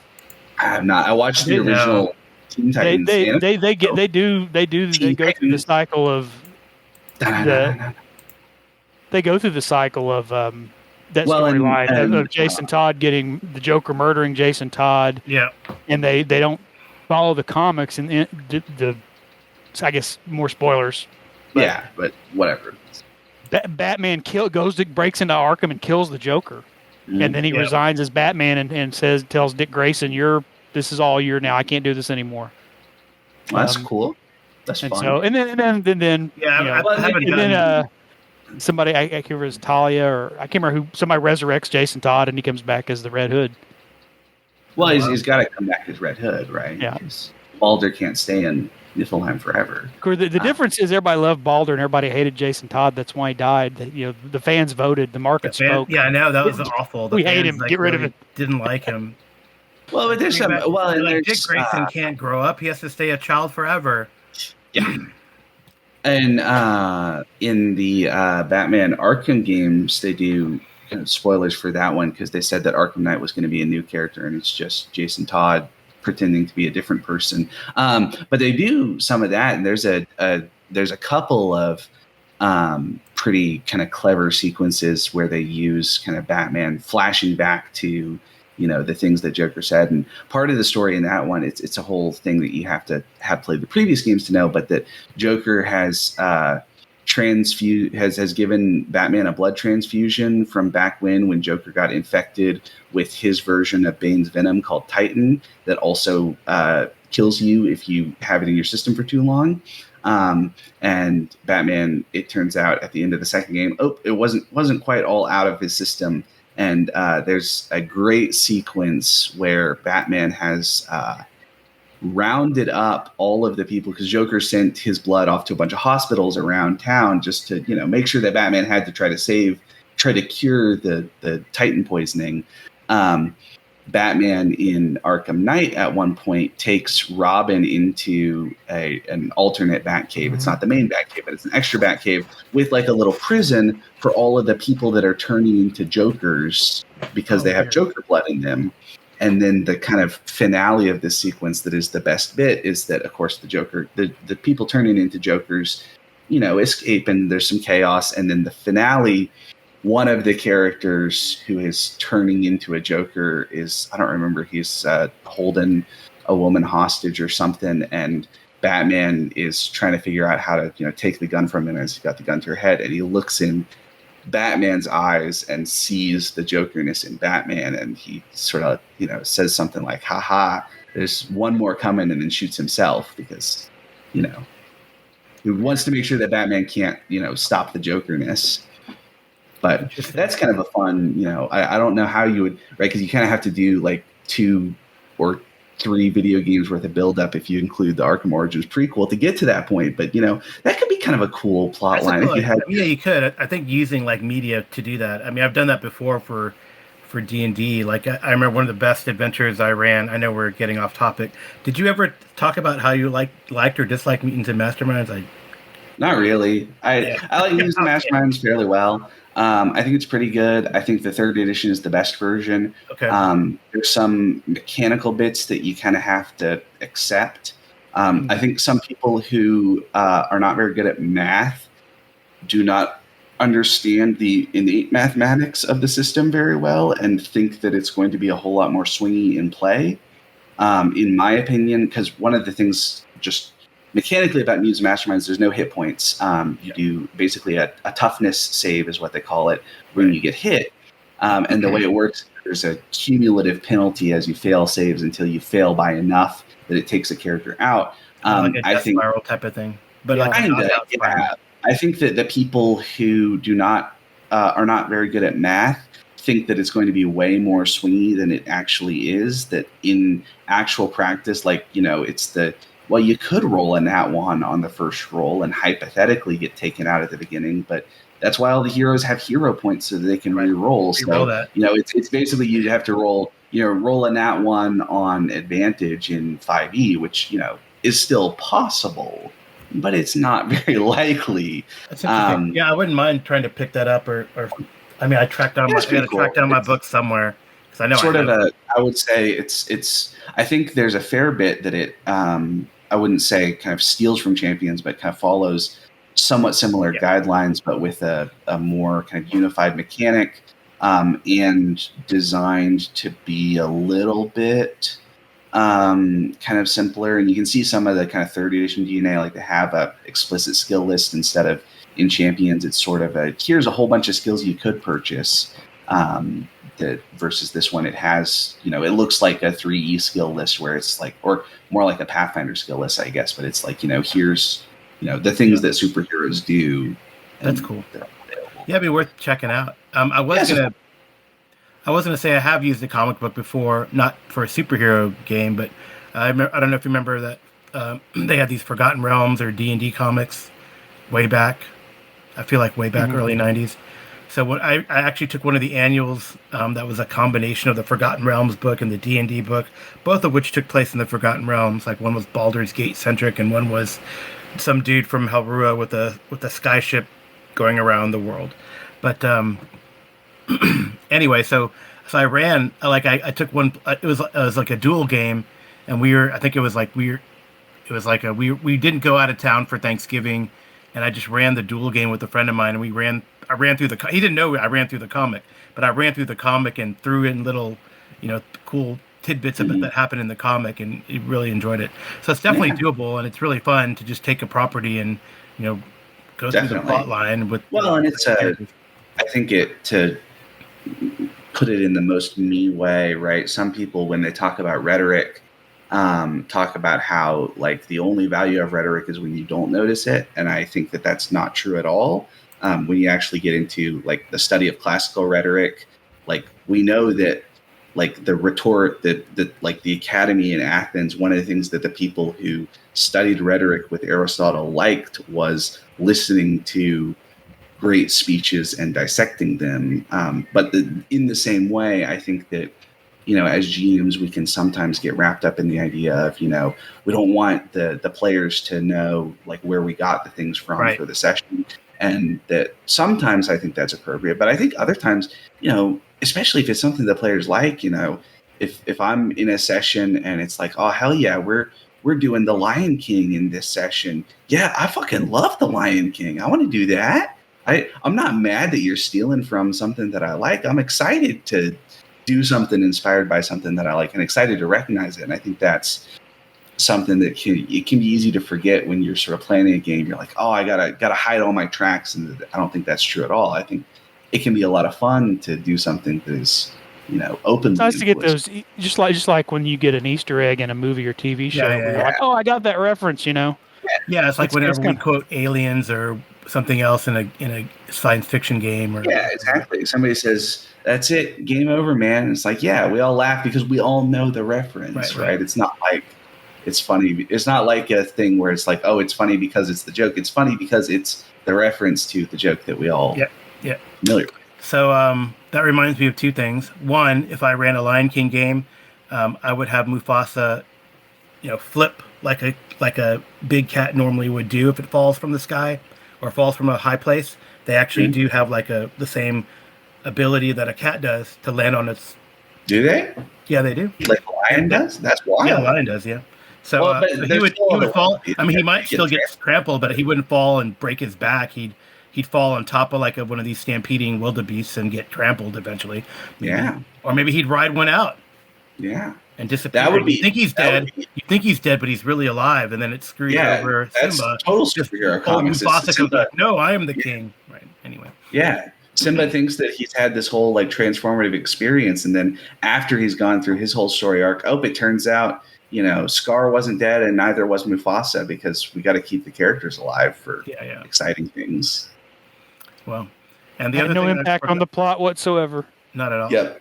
Like Indiana Jones and Raiders of the Lost Ark. Yep. Yeah. What? Well, I don't know. What are you talking about? If Indiana Jones had done nothing, if he'd told the Army intelligence to go screw themselves, the Nazis would have found the Ark. They would have taken it to the island. They would have opened it, and God would have killed all of them anyway. Yeah, but Shia LaBeouf wouldn't have been born. Yeah, it's true. Oh, right? wait. Who's Shia? Wait, is character Shia LaBeouf's mom? Huh? Yeah, the Crystal Skull. Yeah. Oh wow. Shia LaBeouf's character's mom. I guess I don't know my Raiders of the Lost Ark. Or the other thing I was going to say, I don't honestly remember because I got so caught up in the Lion King thing. But I guess we should wrap this up. We've talked a lot about mythology and the superhero verse, and talked about some cool superhero games. Just to reiterate, Champions, Mutants and Masterminds, the new the Margaret Weiss Marvel superhero game, and the new, is it called MCU verse? Marvel Multiverse. Multiverse role play. Well, you got to remember the old classic TSR Marvel as well. I was going to throw in a plug. That's what the other thing I was going to do. So currently on, our normal MC who couldn't be here today, Jason Connerly of Nerds RPG Variety Cast. So he has a contest right now, which I am sponsoring. It's a contest for your favorite sci-fi horror property. And I guess I was reminded of that because we started quoting aliens, as we want to do. So, and the prizes are kind of cool. It's some old out of print High Passage by the Keith brothers for Classic Traveler, and I'm throwing in a Mongoose Traveler 2 product as well. So you guys who don't listen to that, but you probably do, and listen to this, go put in a call, because I want to hear what you guys. I know it was cool. Rayodis jumped in and did it on one of Jason's latest podcasts when they talked about Cat People, which actually is a good movie. We watched it, inspired by Jason and Ray. We watched the 1942 Cat People, which is actually really good. I do want to go back and watch the 1982 version, although when I read the plot summary, it's pretty creepy, incest and all that. Spoiler. All right, so last question, guys. We've been talking a lot about mythology, the history of mythology, and how it relates, I think, to superheroes and comic books of today, both the comic book genre, in actuality, the gaming side of it, and also some of the MCU and DC properties, or properties that are out there to watch. So the last question I have then, and I don't know how long this might go because we might debate about this, is I'll go to BJ first and then to Arlen. BJ, what is your favorite superhero? Who is your favorite superhero, or your favorite superhero property? Oh boy, that's a hard one. No, you got to pick one, man. My favorite superhero is probably the Beast. I know he's taking kind of taking. I don't like the direction they've taken him lately. Also a doctor. Well, I always, the Beast. I'm going to get all like sentimental here. I kind of identified with the Beast as a nerdy kid growing up, who the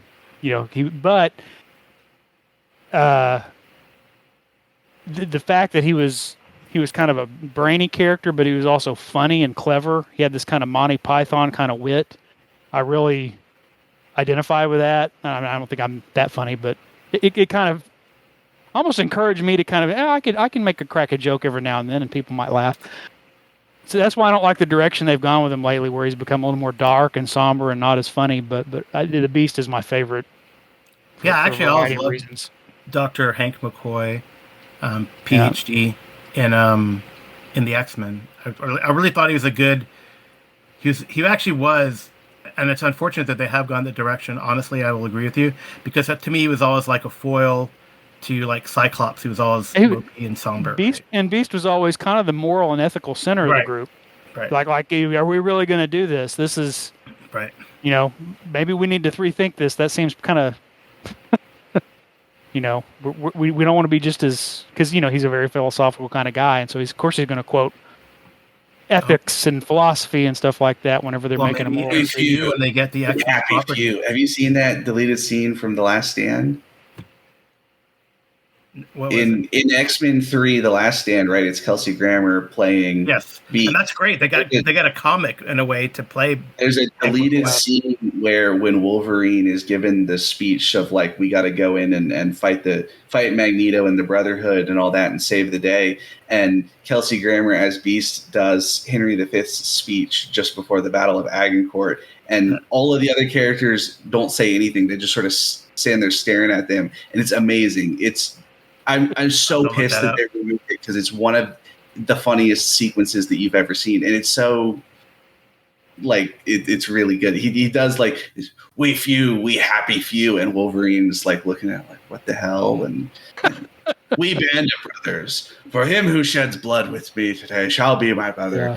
Be ne'er so vile, but battle gentle his condition. Men of England shall think themselves weak that we're not here this Crispin's day, and it's the rest of the characters in their leather X-Men costumes standing there like, what are we supposed to do? And I don't know if I think it would be really amazing if it was not even in the script and it was just Kelsey Grammer playing Fraser Crane for a moment because he had played him for so long. That's awesome. But okay, Arlen, who's your favorite? I don't know. It's just such a difficult question. There's so many good superheroes. I think Ghost Rider is super badass. Just like the idea of a dude who like turns into a flaming skeleton and rides a flaming motorcycle seems awesome. Like just on the scale of awesome things, that's really high up there. I really like Chris Evans, Captain America in the MCU as a character. I think that for me, part of it, I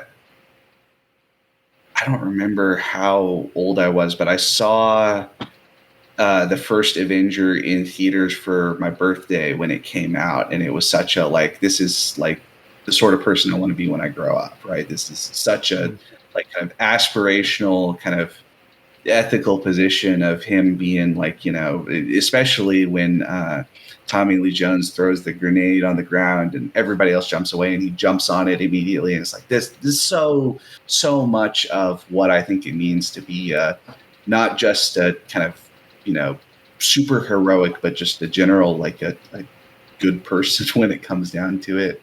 On the other hand, I really love both movie versions of Magneto. I like Michael Fassbender in basically everything. But also, obviously, Ian McKellen's Magneto is so good. But Michael Fassbender's Magneto in particular in right at the end of First Class, when he kind of he sort of talked with Charles Xavier, somebody hadn't kind of given a big speech, and he basically gives one big speech in the movie. And I think that sequence is so good, and it's such a perfect demonstration of like the whole point is that like Magneto's right? Like he's not necessarily to say that Charles Xavier is wrong, but Magneto, when you get down to it, is kind of the opposite version of that, right? Magneto is sort of the realpolitik to Charles Xavier or Captain America's kind of aspirational, well, it doesn't matter if this is the way things are, going to make things. I thought the scene in the first X-Men where Senator Kelly is trying to escape and Ian McKellen leans out and just kind of chuckles. Mm. There's something about that scene where he perfectly captured that how Magneto, despite the fact that he's a villain, is completely charming. And he's arrogant and charming all at the same time. That's the thing that he's Magneto because he controls magnetism, but he's also kind of supposed to have this magnetic personality that's very disarming, and that's how he gets people to follow him. Yep. Yeah. Oh, that's interesting.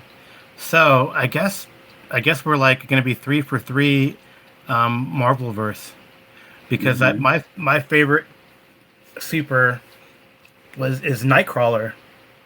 And I think I really fell in love with Nightcrawler in Chris Claremont's Excalibur series. I think I still have the graphic novel one of the first printings of the graphic novel from Excalibur. I used to have more of the collection, but it disappeared or got sold off during the years. But I really like, Kurt Wagner and Nightcrawler, and he has like a quirky power.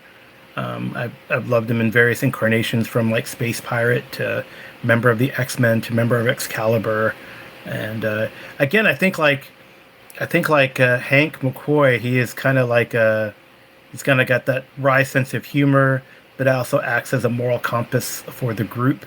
And maybe because he's not, he doesn't have the big beat 'em up power like an Excalibur, like Captain Britain does, or some of the, like Rachel the heiress of the Phoenix power does in Excalibur, right? The big powerful ones, but always acts as like a moral center. And hey, and then are we going to do this? But he all seems to have, much like that character in the background, the way to solve the problem. He's got like some intellectual chops as well. So I think I've always liked like Nightcrawler, and the fact I think is it just X-Men movie canon, or is it actual canon that his mother is that the shapeshifter? Yeah, it's actually comics canon, canon, right? is It's yeah. his mother. And then the Who's his Mystique. Mystique, Yeah. that's right, Mystique. Yeah, And then Azazel, the character in X-Men First Class, is his father. Uh, in which the one? comics. Who's that? I don't remember. What was as? Is that's not Angel, right? No, in the X-Men First Class, he's just presented as a mutant, but in the comics, he's actually Like a demon, right? he's like a Cambion. Yeah, yeah. that's interesting. So there you go. So he would be our Typhling character in our Mhm. Yeah. Nightcrawler is one of the most, like, I grew up like doodling too with comic. Nightcrawler is one of the most fun characters to draw. Oh yeah. You put him in odd positions, sticking to walls and jumping out of a You cloud can of jumping smoke out and you can bamf them. Yeah. I always sword, remember the bamf, right? The bamf. Yeah, I think that's a trademark. I think Marvel has the sound effects for Nightcrawler's teleport, Spider-Man's web shooters, and Wolverine's claws are like trademarked. Right. Mhm. That's cool. That's Because they're so consistent. Iconic, yeah. Yeah. All right. Well, Yeah. everyone. I don't know. Real quick, we all did Marvel. Why don't we go around real quick and who would we pick on DC? DC. My favorite DC character kind of fluctuates from time to time, but I think Are we gonna do Indy too? No, I'm just kidding.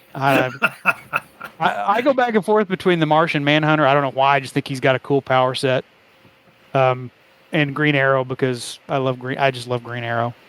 Not the angsty CW Green Arrow, the actual Oh yeah. kind of. Oliver Quinn. I always said we'll never be able to get a comics accurate Oliver Queen in the movie because everybody's going to say he's just Tony Stark, and that's because Robert Downey Jr. stole Oliver Queen's personality to portray Tony Stark. All right. You want me to go, Arlen, or you want to go? I can go.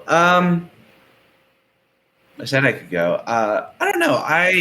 Well, there's a number of DC characters I like. I mean, I really like so much of the Batman stuff, but I think so much of the Batman stuff I like not necessarily as much because of Batman, but just as much as anything because of like all of the sort of other stuff around it. I mean, like for me, Heath Ledger's Joker saying, "You really think I'd risk the battle for Gotham's soul in a fist fight with you?" is like this is like what every superhero movie writer needs to hear, because like it's so much like why is it we're going to decide our ethical issues by who can punch each other better, and that that can be fun when it is done in kind of a almost tongue-in-cheek way, I guess. But that when it's like, yeah, we're gonna. I mean, I think about I really enjoyed Infinity War and Endgame, but also Thanos is like, hey, there's all this terrible stuff to happen, and none of the characters that are all supposed to be incredibly intelligent even bother to try to explain Malthusian growth and all that sort of stuff to Thanos of well, if you kill off half the population, right, then it's just going to grow back, right? That Tony Stark, who's supposed to be the sort of super genius who can make an Infinity Gauntlet in the garage of the Avengers building, and Doctor Strange and all of these characters don't feel like even talking about any of the kind of ethical implications. It's just, you're wrong and we're going to punch you until you decide that you're wrong, right? That anyway. Would have worked if it wasn't for Star-Lord. Exactly. Yeah. But I think in DC, perhaps my favorite character I really like. Terry McGinnis is the name of the character who is Batman Beyond, who is in the show. It was originally a kind of animated cartoon, and they also did a movie, and the movie is actually really good. There's 2 versions of it, and I think they had to. It's like a couple of scenes that they had to delete for rating purposes, but the version that I don't know if it's unrated or what that has the scenes in it is really interesting. But it gets to a lot of the stuff that I really like about the superhero comics, that Batman has long since retired. Bruce Wayne has lost most of the control of his company. And this young man who it turns out has some connection to Bruce Wayne that the show gets into eventually, but who has gone through a kind of similar traumatic experience, ends up becoming sort of like another Robin, a young man who is taken under the wing of Bruce Wayne to fight crime, but as Batman in this case in this world. But I think part of what I really like is that so much of the show, that show in particular, and particularly Terry McGinnis's character, has to do with his kind of, awareness of a world that has had Batman in it for a long time, which I think is so interesting. And in particular, there's a sequence, Barbara Gordon has become police commissioner in Gotham also. And one of the episodes, I think, has her retiring. She sits down and has a brief conversation with Bruce Wayne that is magnificent, because she basically says, what you did to us as children is totally fucked up. Like you can't do this again to this kid. He's 17. You cannot put him through what you put us through, because of course she was Batgirl, and Bruce Wayne basically says, I never forced you into it. All of you chose to do what you chose to do. It wasn't my choice, it was your choice. And she says that's not true. And it's such a, I think, powerful scene for those characters, the idea of them years and years after all the things that happened. And they're not entirely clear about like whether Jason Todd was in the picture. There definitely was, at least Dick Grayson. I don't know why I couldn't think of, but there definitely were other people who were, Robins and Batgirl and all that sort of stuff. And it's not entirely clear about all the continuity, but that almost doesn't matter, right? The sort of message is timeless, that these are young people that have their lives totally transformed in a way that they couldn't possibly be aware of by choosing to take part in Batman's crusade on crime. And I think it's such a magnificent sequence. And then she says something similar to Terry McGinnis and basically says, look, kid, you don't know what you're getting into as you're doing this. And he says, I don't care. I got to do this. And it's a really powerful sequence in a show that is basically, mostly for 12-year-olds, which is an odd thing about it. But, it's pretty cool. Cool. I guess I should answer mine, huh? Yeah. Probably. Yeah, I mean, I've always liked Superman, but I don't know. Recently, I haven't really been impressed, with the comic book version, and maybe the Justice League version from the Justice League cartoon. But I think currently the character I enjoy watching the most, mainly because of Margot Robbie, is Harley Quinn. I really have enjoyed Margot Robbie. And I do enjoy most things she has done, especially I would highly recommend I, Tonya for anyone who hasn't watched it. But Margot Robbie as Harley Quinn, it seems like she really is embraced and embodied that role. She really is the better sort of pseudo villain in comparison to who they picked for the Joker, who I will not mention again because apparently that's. But anyway. Right, Margot Robbie, my understanding is, it seems like sort of came to prominence because she's gorgeous, among other things, and then it turns out, man, she's like really talented, right? Yeah, like Bombshell, Elizabeth. She was Elizabeth I in Mary Queen of Scots. So has been nominated for awards, but I guess she's too, maybe she's shown some too much skin for the Academy to approve of, and that's why she doesn't want anything. Anyway, but I do enjoy the Harley Quinn cartoon too. I guess it's voiced by Kelly Kuko. So I think it's a very interesting character who is, I guess, really more of an anti-hero than a hero, for sure. But I guess I just like the quirkiness about it. Well, and Character. another interesting example of the way that the different media properties interact, because Harley Quinn was created for Bruce Timm's Batman the Animated Series, and then got brought into the mainstream DC stuff because she was such a popular character. Yeah. Originally, they just were trying to figure out they needed basically a sidekick for Joker, and came up with this character. And I can't remember the name of the woman. A sidekick that just didn't die like all the other ones, I guess. Yeah, just basically to have a foil character. And the woman who voices her in the original show, and I feel bad that I can't remember her name. Arlen Sorkin. Yes. Does such a great job of bringing that character to life that she became a huge hit with the fans. And they're like, oh, obviously Harley Quinn should be part of the comics too, right? Yeah, I mean, she's very popular here in San Antonio for whatever weird reason. I mean, like, I remember at Dragon's Lair, we'd always have Harley Quinn pops and gear and shirts, and they'd go like so fast for whatever reason. Yeah. Here in South Texas, they love her. Yeah. She's fast. fast Like a Selena figure, almost. She's fast becoming the DC's answer to Deadpool. You know, with her particular the Harley Quinn animated show right now is really more of a satire of the DC universe. Oh yeah, for sure. Totally. Yeah.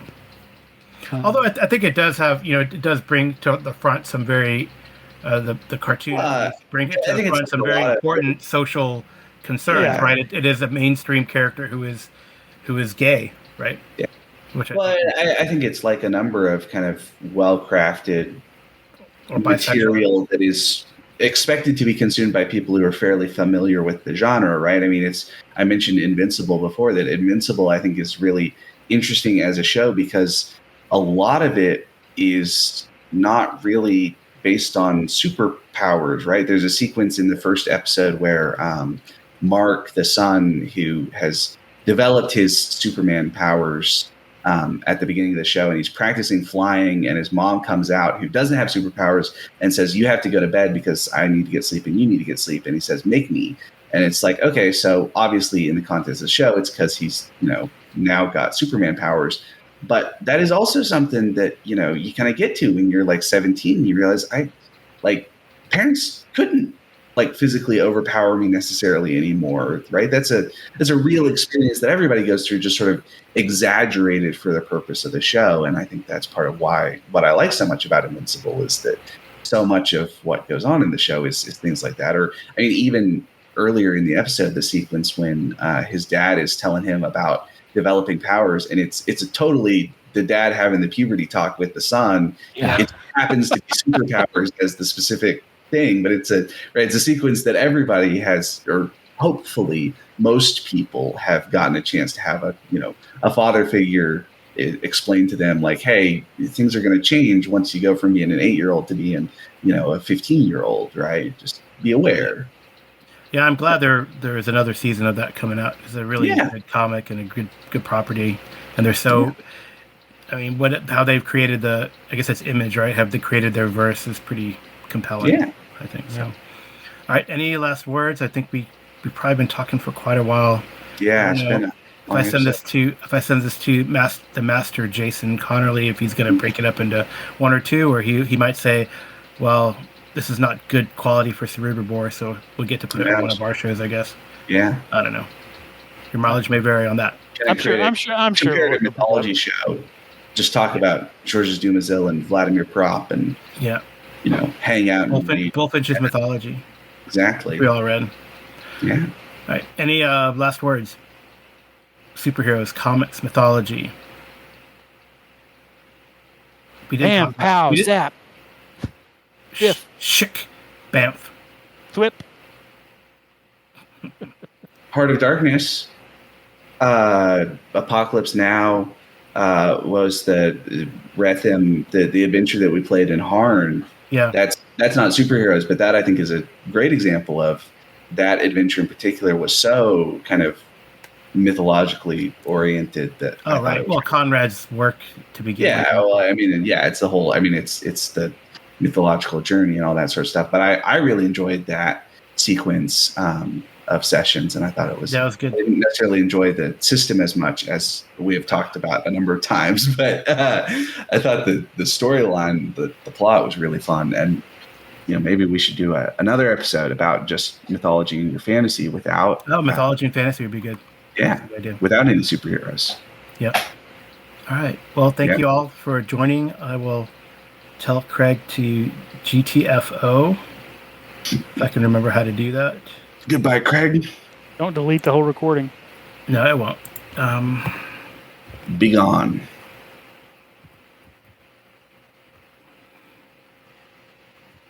Craig leave, right?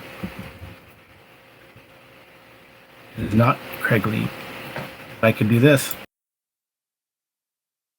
A Nerd Central broadcast, Cerebral podcast. Let's savor all the flavors from the sign of Capstrong. The all stars and pods past, Cerebral podcast. You're counting down your last as you admire that mom.